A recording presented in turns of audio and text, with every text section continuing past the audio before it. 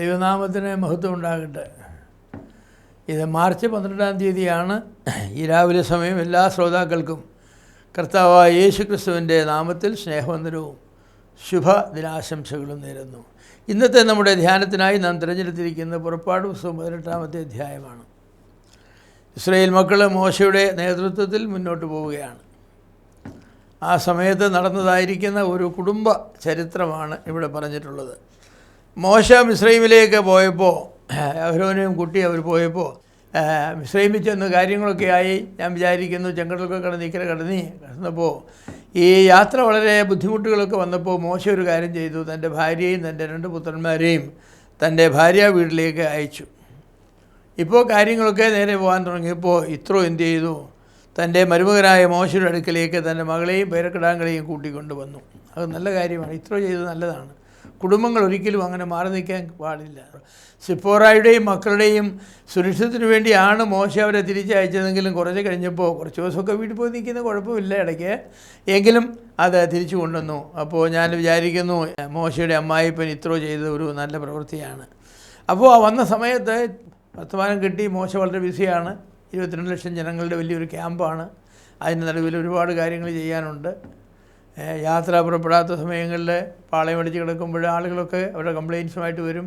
ഓരോരോ വഴക്കുകൾ, കുടുംബ പ്രശ്നങ്ങൾ കാണും, കൗൺസിലിങ്ങിന് അയൽ പ്രശ്നങ്ങൾ കാണും, അവർക്ക് സാമ്പത്തിക പ്രശ്നങ്ങൾ കാണും, ഓരോരോ പ്രശ്നങ്ങൾ, രോഗങ്ങൾ കാണും. ഇതിൻ്റെ എല്ലാം പരിഹാരത്തിന് മോശമെടുക്കലാണ് വരുന്നത്. അപ്പോൾ ഇത്രോ അവിടെ ചെന്നപ്പോൾ ആളയച്ച് പറയിപ്പിച്ചു മോശയോട്, നിൻ്റെ അമ്മായിപ്പനും ഭാര്യയും മക്കളും വന്നിട്ടുണ്ടെന്ന്.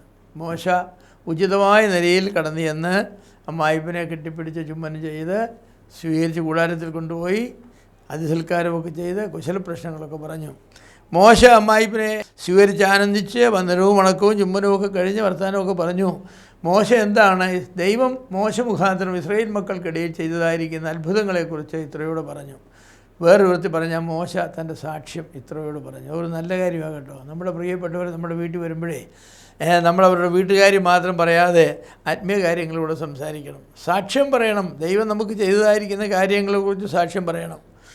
ആ സാക്ഷി എപ്പോഴും പറഞ്ഞുകൊണ്ടിരിക്കാനൊക്കെ ഇല്ല. മോശ തൻ്റെ ജോലിക്ക് വേണ്ടി പോയി. ഇത്രയും ഇറങ്ങിച്ചെന്നു, കൂടെ കാര്യം ജനങ്ങളെയൊക്കെ പരിചയപ്പെട്ടു, ആളുകളുമായിട്ടൊക്കെ സംസാരിച്ചു. അപ്പോൾ ഇത്ര ഒരു കാര്യം ശ്രദ്ധിച്ചു.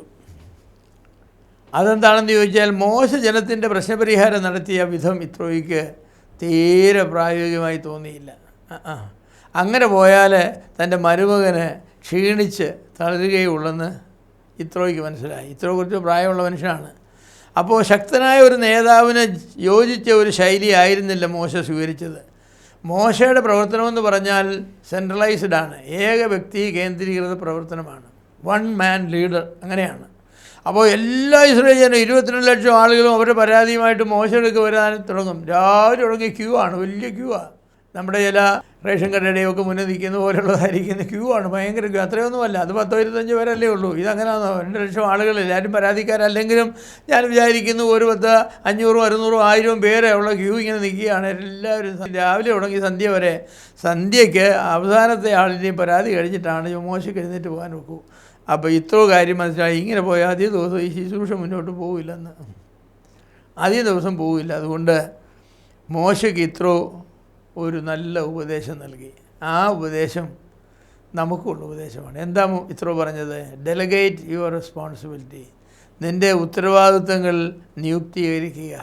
നിൻ്റെ ഉത്തരവാദിത്തങ്ങൾ മുഴുവനും നീ നിൻ്റെ തോളിൽ വെക്കാതെ നീ ഒരു ക്രമീകരണം ചെയ്യുക. 1000 പേർക്ക് ലീഡറെ ആക്കുക, 100 പേർക്ക് ലീഡറെ ആക്കുക, 50 പേർക്ക് ലീഡറെ ആക്കുക, 10 പേർക്ക് ലീഡറെ ആക്കുക. 10 പേരുടെ ലീഡർ ആ 10 പേരുടെ പ്രശ്നം പരിഹരിക്കട്ടെ.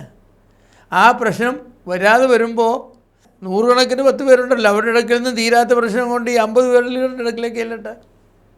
50 പേരുടെ ഇടയ്ക്ക് ചെല്ലുന്ന ലീഡർക്ക് പരിഹരിക്കാൻ വയ്യാത്ത പ്രശ്നങ്ങൾ 100 പേരുടെ ഇടയ്ക്കിലേക്ക് ലീഡർക്ക് ചെല്ലട്ടെ. അവിടെ പരിഹരിക്കാത്ത പ്രശ്നം ഈ 1000 പേരുടെ ഇടയ്ക്കിലേക്ക് വരട്ടെ. അതും തീരാത്ത പ്രശ്നം ഉണ്ടെങ്കിൽ വലുതും നിൻ്റെ ഇടയ്ക്കിലേക്ക് വരട്ടെ എന്ന് പറഞ്ഞു. അതോടുകൂടെ ചേർന്ന് ഇത്രോ ഒരു കാര്യം കൂടെ പറഞ്ഞു. ഇത്രോ പറഞ്ഞത് ദൈവത്തിൻ്റെ വചനമല്ലല്ലോ. അതുകൊണ്ട് ഇത്രോ പറഞ്ഞു, ദൈവം ഇത് അംഗീകരിക്കുകയും ചെയ്താൽ, ഞാനീ പറഞ്ഞ ക്രമീകരണം നീ നടപ്പാക്കുകയും അത് ദൈവത്തിന് സ്വീകാര്യതയും വന്നാൽ നീ ജനത്തെ രക്ഷിക്കുമെന്ന് പറഞ്ഞു. മോശ എന്ന് ദൈവത്തോട് പറഞ്ഞു കാണും, ഇങ്ങനെ എൻ്റെ അമ്മായിപ്പൻ പറയുന്നുണ്ട്, ദൈവം പറഞ്ഞു അത് തന്നെ ചെയ്യുക, അതല്ലേ ബുദ്ധി എന്ന് പറഞ്ഞാൽ. ഈ സാമാന്യ ബുദ്ധിയിൽ മനസ്സിലാക്കേണ്ട കാര്യങ്ങളൊന്നും ദൈവം വെളിപ്പാടായിട്ട് പറഞ്ഞു തരേണ്ട ആവശ്യമൊന്നുമില്ല. സാമാന്യ ബുദ്ധിക്ക് തിരക്കുന്ന കാര്യങ്ങളാണ്. 22 ലക്ഷം ആളുകളുള്ളതായിരിക്കുന്ന ഒരു സമൂഹത്തിൻ്റെ പ്രശ്നം മുഴുവൻ ഒരു മനുഷ്യൻ പരിഹരിക്കണമെന്ന് വെച്ചാൽ കോമൺ സെൻസ് ഉള്ളവരതിൽ സമ്മതിക്കുമോ? സമ്മതിക്കുകയില്ല. ഈ ഇന്ത്യയുടെ മുഴുവൻ പ്രശ്നങ്ങളും ഒരു പ്രധാനമന്ത്രി തന്നെ കൈകാര്യം ചെയ്യണമെന്ന് പറഞ്ഞു ഇല്ല. മന്ത്രിമാരുടെ ഒരു സംഘമുണ്ട്, മന്ത്രിമാർക്കൊരു സെക്രട്ടറിമാരുണ്ട്, ജോയിൻറ്റ് സെക്രട്ടറിമാരുണ്ട്, അണ്ടർ സെക്രട്ടറിമാരുണ്ട്, എത്ര സെക്രട്ടറിമാരുണ്ട്, അതിന് താഴോട്ട് ആളുകളില്ലേ? ഈ പ്രശ്നങ്ങൾ പരിഹരിക്കാനായിട്ട് അനേക ആളുകൾ വേണം. ഒരു വീട്ടിലായാലും അങ്ങനെയാണ്. അപ്പൻ മാത്രം വിചാരിച്ച പ്രശ്നങ്ങൾ തിരികില്ല. അപ്പന് പരിഹരിക്കാൻ വയ്യാത്ത ഒത്തിരി പ്രശ്നം അമ്മയ്ക്ക് പരിഹരിക്കാനുണ്ട്. അപ്പനും അമ്മയും ഒരുമിച്ച് പരിഹരിക്കാൻ വയ്യാത്തത് മൂത്ത മക്കൾ പരിഹരിക്കേണ്ടി വരും. അവരുടെ ആലോചന വരും. ആലോചനയുടെ ബഹുത്വത്തിൽ നമുക്ക് വിവേകമുണ്ടെന്നാണ് സദൃശവാക്യം പറയുന്നത്. നമുക്ക് ലക്ഷ്യം അവിടെയാണുള്ളത്. ആലോചനക്കാരുടെ ബഹുത്വത്തിൽ നല്ല ആലോചനക്കാരെ ദൈവം നമുക്ക് തരണം. നമ്മൾ ഏത് ശുശ്രൂഷയ്ക്ക് എന്നാലും സെൻട്രലൈസ് ചെയ്യരുത്, ഡീസെൻട്രലൈസ് ചെയ്യണം. കാരണം അത് വലിയ ആപത്താണ് സെൻട്രലൈസ് ചെയ്യുന്നത്. One man ministry is A dangerous ministry. അത് വിജയിക്കാനായിട്ട് സാധിക്കുകയില്ല. ദൈവം പോലും പിതാവും പുത്രനും പരിശുദ്ധാത്മാവും അടങ്ങിയ ഒരു 3 വ്യക്തികളടങ്ങിയ ഒരു സംഘത്തിലാണ് തീരുമാനങ്ങൾ എടുക്കുന്നത്. നമുക്ക് മനുഷ്യനെ നമ്മുടെ സാധ്യത ഉണ്ടാക്കാമെന്നാണ് പറഞ്ഞത്. ഞാനുണ്ടാക്കാൻ പോകുന്നതല്ല പറഞ്ഞത്. പിതാവും പുത്രനും പരിശുദ്ധാത്മാവും ആലോചിച്ചാണ് കാര്യങ്ങൾ ചെയ്യുന്നത്. എൻ്റെ പ്രിയമുള്ളവരെ, നമുക്ക് നല്ലൊരു പാഠമായിട്ടിരിക്കട്ടെ. അതുകൊണ്ട് നമ്മുടെ ആലോചനകളെ ദൈവസന്നിധിയിൽ വെച്ച് ദൈവത്തിൻ്റെ ഹിതം തിരിച്ചറിഞ്ഞ് അതിന് പ്രകാരമാണ് പ്രവർത്തിക്കേണ്ടത്. ഇത്രോ പറഞ്ഞതായിരിക്കുന്ന ആലോചന ദൈവസന്നിധി വെച്ച് ദൈവം അത് സ്വീകരിച്ചു. അത് ഇസ്രായേലിൽ അവരുടെ പ്രശ്നപരിഹാരത്തിന് സഹായകരമായി തീരുന്നു.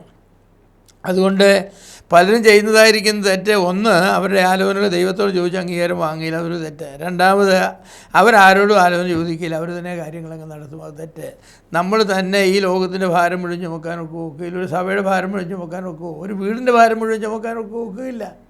നമ്മുടെ ഭാരങ്ങൾ പോലും നമ്മുടെ തലയിൽ തീരുകയില്ല. നമുക്ക് സഹായത്തിനായിട്ട് ആളുകളെ ആവശ്യമാണ്. അതുകൊണ്ട് നമ്മൾ ഡീസെൻട്രലൈസ് ചെയ്ത് കാര്യങ്ങൾ ആലോചന ചെയ്ത് കാര്യങ്ങൾ ചെയ്യുന്നതായിരിക്കുന്ന ഒരു ശീലമാണ് നമുക്ക് വേണ്ടത്. അങ്ങനെ മോശ അനുസരിച്ചതുപോലെ നല്ല ആലോചന അനുസരിച്ച് സമയം കണ്ടെത്തി ചെയ്യണം. അപ്പോൾ മോശയ്ക്ക് എന്തുണ്ട്? തൻ്റെ ഭാര്യയുടെയും മക്കളുടെയും കൂടെ സമയം ചെലവഴിക്കാനുണ്ട്. ഈ ഭാര്യയും മക്കളെയും തിരിച്ചു വിട്ടത് എന്താണെന്നറിയാമോ? മോശയുടെ ഈ തെറ്റായ ശീലം കൊണ്ട്. ഭാര്യയോട് തന്നെ പറയുന്ന സമയമില്ല, രാത്രി 12 മണിയാകുമ്പോഴാണ് ഒന്ന് പോയി കിടക്കാൻ പോകുന്നത്. രാവിലെ ആളുകൾ വന്ന് മുട്ടുക, ഞങ്ങൾക്ക് പ്രശ്നമുണ്ട്. ഇപ്പം മോശയ്ക്ക് സമയമുണ്ട്. സിപ്പോറയുടെ അടുക്കൽ പോയിരുന്ന കാര്യം പറയാൻ 2 മഹാമ്പിള്ളാരുണ്ട്, അവരോട് കാര്യങ്ങൾ പറയാം, അന്ന് നടന്ന കാര്യങ്ങളൊക്കെ എന്താണെന്ന് പറയാം. അവർക്ക് കുടുംബജീവിതത്തിന് സമയമുണ്ട്, മറ്റു കുടുംബജീവിതത്തിന് സമയമില്ല. മിനിസ്ട്രിക്ക് മാത്രം സമയം, മിനിസ്ട്രിയോട്ട് വിജയിക്കുകയുമില്ല. ദൈവമക്കൾ ആയ നമ്മൾ ഇക്കാര്യത്തിൽ വളരെ ശ്രദ്ധയോടുകൂടെ കാര്യങ്ങൾ ചെയ്യേണ്ടതാണ്. അതിനുള്ള ബുദ്ധിയും വിവേകവും ദൈവം നമുക്ക് നൽകട്ടെ.